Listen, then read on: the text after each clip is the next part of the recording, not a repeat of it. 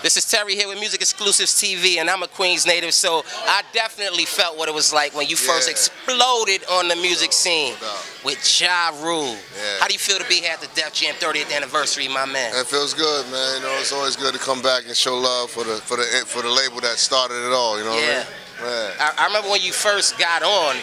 A lot of people, I remember when you got on, it was like you were everywhere. I remember even watching you on Backstage, and then out of nowhere, you transformed to everybody watching you on the music, like you being like one of the juggernauts of music, period, not only hip-hop. What do you remember most about that early 2000s, late 90s era?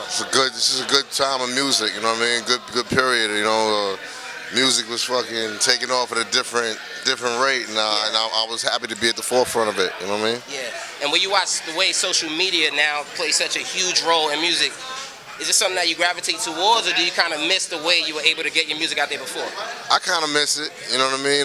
But on a flip side of that, you know, it's good for a lot of independent artists that you know may not be able to get their music to, you know, the bigger labels or whatever, and they got an outlet to go right directly to their fans and be appreciated. You know what I mean? So you know, it works for that reason too.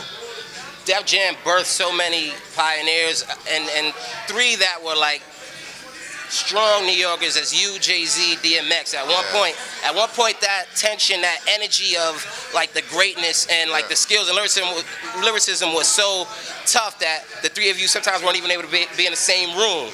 In a cool way though. But like, what do you remember most from that?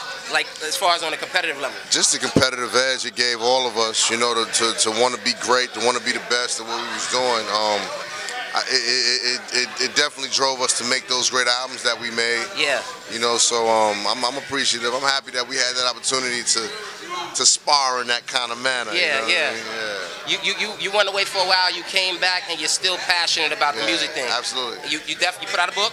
Yeah. And what's the reason you still feel as though you want to drive hard with the spitting thing, as opposed to maybe going another place that your fame and your talents could have taken you?